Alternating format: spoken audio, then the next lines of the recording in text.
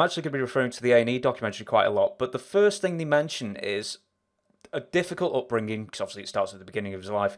Yeah, yeah. Yeah. How much did he share with you when you got to know him about his early upbringing? Because the documentary mentions that he, had to mug people and, stayed on the streets at some point to, No, not the you know. homeless part. Not the he's about standing outside the standing in the. We took a train up to Providence. We rode different trains and stuff. The stick your head out and feel the wind blowing in your face. And he was his father was a conductor, had something to do with trains originally, and he had a fascination with trains and riding a train. But yeah, he didn't share that.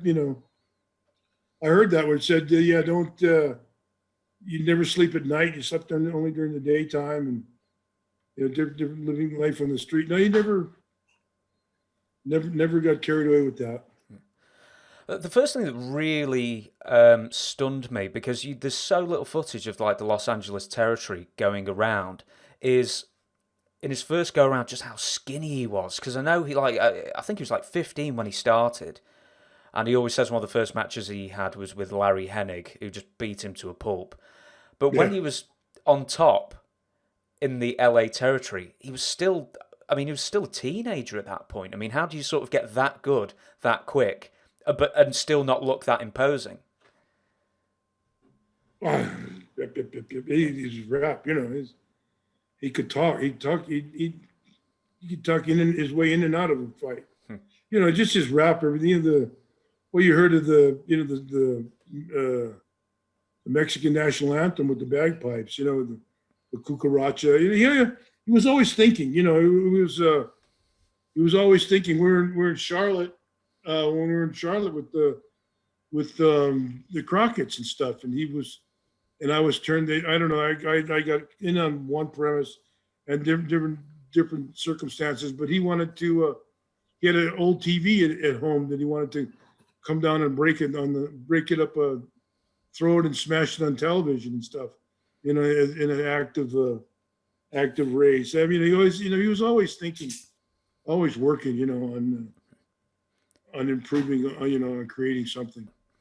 So in the documentary, it's mentioned that Gene Lebell really took him under his wing. And I know, like Roddy says in the documentary through archive interviews, that he was like a pretty tough kid, and obviously you've got to be a tough kid to grow up on the streets and everything. But do you know Gene Lebell well, or did you know his reputation well? And any memories of Gene Lebell, and did he teach you, or did he offer to teach you or anyone else? He was doing the interviewing and stuff in the LA. I didn't. Yeah, I knew Gene used to come to Hawaii a lot, and that's how I knew him. He came. He'd come on vacation and he'd wrestle here, and he was a real nice guy. And he was a rugged guy. First non-Japanese, non-Oriental to win the gold medal in judo, and he was but he seemed, he to talk to him and to listen to him, you wouldn't think, that he was a badass. But he trained the stuff, and he was followed from Vic Christie and Ted Christie.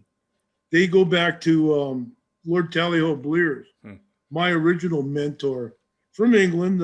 It was a real lord, knighted, and the whole. I'll give the whole story later how he was knighted and stuff. But Vic Christie and Ted Christie were brothers, did wrestling, actual brothers, and they out of the LA office, I think Jules Strongbow, before Eileen Eaton and everybody else, they took the wrestlers down there. They used wrestlers as stuntmen. So Vic and Ted, and they loved them around because Vic was actually, even before food, he was the originator of the rib, and he one of the great, he's like Piper tells the story of the tally ho. He keeps, I got a lunch for you, not today. I got a lunch for you. So I invited him down the beach. You sit down, have a beer, eat some chicken, and tally ho starts eating, and these other people walk up, and it was their picnic, and had nothing to do with it. And Vic is behind a tree laughing, and Vic was Vic was the one that started all that. So that's what goes back to the stuntman, the union and stuff. So from there, they got Gene Lebell and his mother Eileen Eaton was the head of the Olympics and head of all the boxing that came over from Tijuana and Mexico and stuff. So Gene Lebell moved into that union head stuntman organization. And if you look around, a lot of old Disney films, a lot of he picked and chose his, not where he didn't have to do, the crazy stunts, but a lot of Herbie and the Volkswagen, and he was always getting beaten up by some guy like that, the Gene Lebell. So after that, and riding motorcycles and Piper liked motorcycles, so him and Lebell, him and Gene, I guess that's how they, established a kinship there. Yeah, I always love Gene's phrase where he said, "I used to win every single judo match and never made any money whatsoever. As soon as I got into wrestling, I lost every match, made a fortune." Yeah, but that's not, his mother and his brother were running the show. He had he was getting a piece of the roller derby, piece of the boxing, piece of the wrestling. So yeah, it was a lot better than judo, I'll tell you. And he had a big piece of the stunts. Had a big piece of the stunt work going on around Hollywood at the time. Yeah. Oh, did he have like talking back in the 60s? Did he have like a cadre of stuntmen working for him? Excuse me?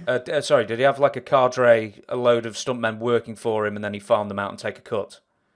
I don't know. I don't know how intricate. I only worked LA sparingly. I was never there for a long time. I came, there was another like Calgary. I was in there in a transition period. I got a title from somebody, and I passed it on to somebody else. I think there was a Korean wrestler. I can't remember his name at the time, but I was only in there, 4 to 6 weeks. I was kind of biding time. I always spend my time up in San Francisco, Northern California. I wasn't too interested in LA. Well, LA's really famous for the Guerreros being one of their home territories. But did you wrestle the Guerreros much, and did you really face them more in Texas, or where would you have seen them, and what did you? Who would you have wrestled most? I wrestled Mondo a lot. The second younger than after Chavo. I knew Mondo was over here in Hawaii, and he was up in Northern California, up for Roy Shire. So I wrestled. I hung around with Mondo and knew Mondo a lot. He was a character. He reminded me of Cheech and Chong, just like that with the car. Hey, yeah, let's go, baby. Hey. He was a cool dude. Still is. He's still alive. Did you ever? I don't suppose you would have ever wrestled Eddie, even as a very little boy. Who? Eddie Guerrero. No, I don't know. None of the other Hector, Eddie. No, only. I knew Chavo though. I don't think I ever wrestled Chavo. But yeah, Mondo. Never Hector or Eddie. No, I was gone, but I was pretty much out of business by the time.